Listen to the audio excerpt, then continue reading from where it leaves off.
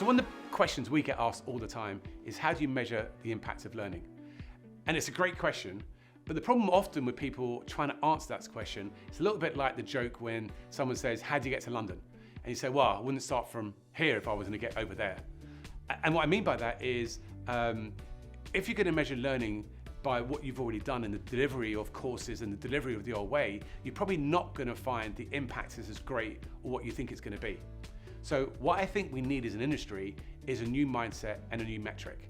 And the data tells us there is a magic metric.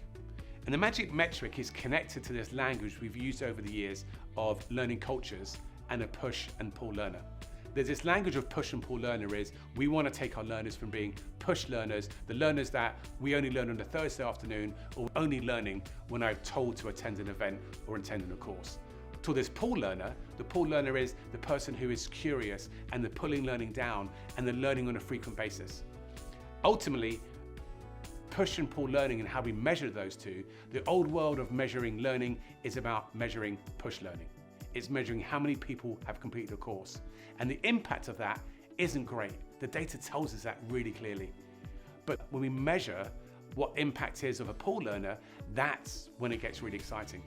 So what the data tells us is it makes almost no difference the size of learning or the size of consumption a person makes in degree to their performance difference. What does make a difference and what the magic metric is the frequency of engagement. So frequency engagement, the data tells us those people that are accessing the platform once a day or 2-3 times a week, those people are delivering levels of performance far in excess of the people that are not.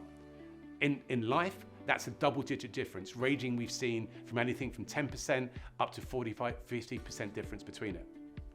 In onboarding, we see the people with this habit of a pull learner, measured by the frequency they're choosing to go back to the platform, are achieving the same KPI metrics that people achieve in 6 months in 6 weeks. So we're seeing consistently across a number of clients and organizations a 300% improvement in the acceleration to the skill and performance the organization wants those people to get to.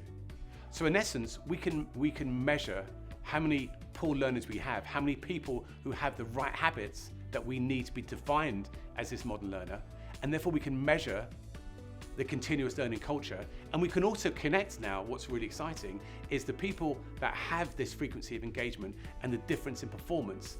Therefore, what we're able to do is to really say, learning when we create it in this modern world where we created learning cultures, where people are engaged in the platform, we can actually show now across the number of organizations the business impact is now making. The question then comes, how do you move an organization from push learners to pull learners to create this frequent engagement and to create this learning culture? The bad news is, it's not a silver bullet. It's not one thing.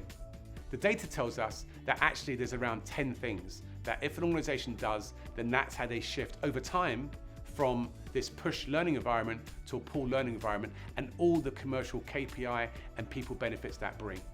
So the 10 levers of engagement are in the next video.